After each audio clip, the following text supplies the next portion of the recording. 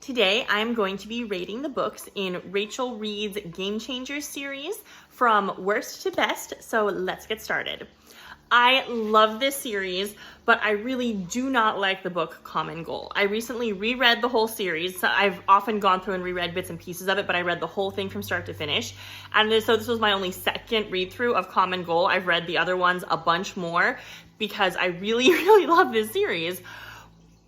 But I do not like the characters in Common Goal. This book just has a lot of the tropes I don't like about romance novels. It has the characters miscommunicating with each other, not being clear about what they want, and so both feeling disappointed about it. It has a character who is older, wealthier, and more powerful than another character.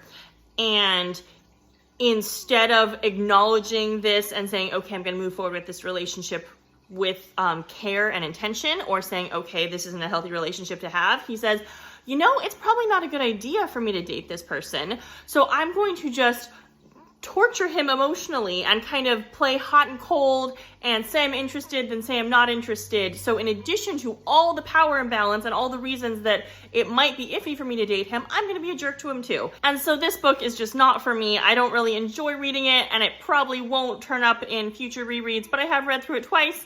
It's readable. I like checking in on the other characters in the universe, but I don't like the way that these two characters interact with each other. Next is Tough Guy. I really like how sweet these characters are. It's really cute to see their story reuniting after they were kids and falling in love again as adults.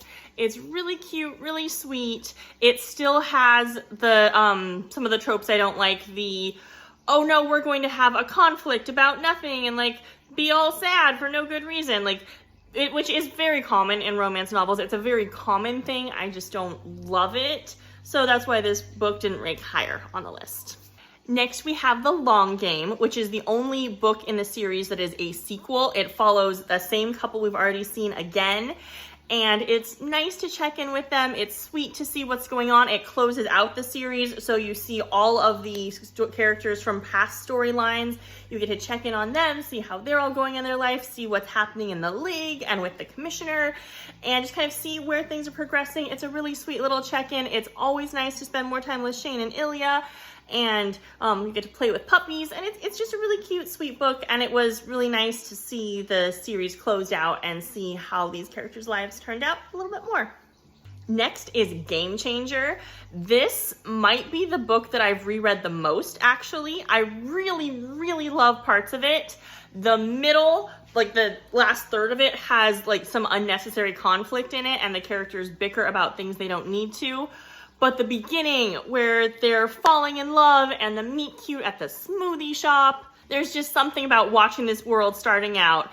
And especially in the audiobook, I love the narrator of these beginning audiobooks. I really like the direction that he took Kip's character. I feel like it adds a lot of depth to it.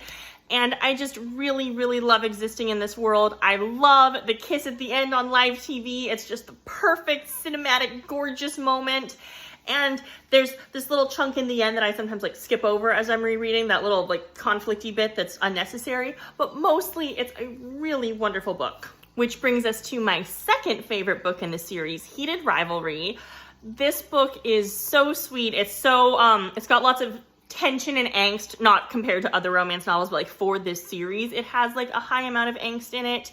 You get to see these characters meeting up over years, and it's really fun. You have Ilya Rozanov, who is the best character and everyone's imaginary boyfriend. He's amazing. I love seeing him in here. I love the dynamics between him and Shane.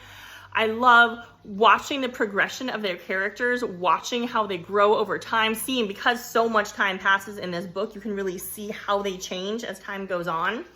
And then this book starts to do one of my favorite things about a Rachel Reid book is for her best books, she is able to take these books and tell a really compelling story that feels like it has this emotional climax and emotional turning point toward the end of the book, but not put in unnecessary conflict. It's not like someone cheated on somebody or someone lied or someone had a misunderstanding and walked out and slammed the door. It's just they're feeling all these things, they feel their feelings, and then they process them and they move on and decide to be better. It's the sign of a really good author where you can have such an exciting book that you're invested in, you're emotionally wanting to know what happens, you're on the edge of your seat, but you don't throw in unnecessary conflict. I love it so much. And that is what you see in my very favorite book, Role Model. This is like the peak of this series. You still have lots of Ilya Rosanov running around in the background, which is great. You see all the characters you've known and loved in the background. And this one focuses on a villain from previous books. I love watching Troy's development. One of my favorite things about romance novels is the character development and the kind of amount of self-reflection and self-improvement that goes into them, and having to kind of take a look at yourself and see who you want to be as a person and what you want to do with your life and how you make that happen. And Troy just does such a good job of that. He does such a good job of saying, okay, I was not living my life very well. I want to do better.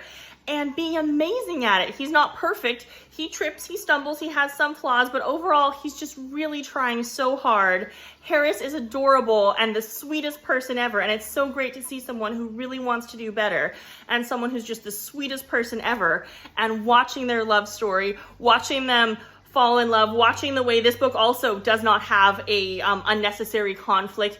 It's just this slow growing. The whole plot of the book is just Troy slowly becoming a better person and then deciding to really go for that. And that is the emotional climax of the book. And it's just so satisfying. And I love it. I love seeing all the other characters in the background. It just makes me so happy.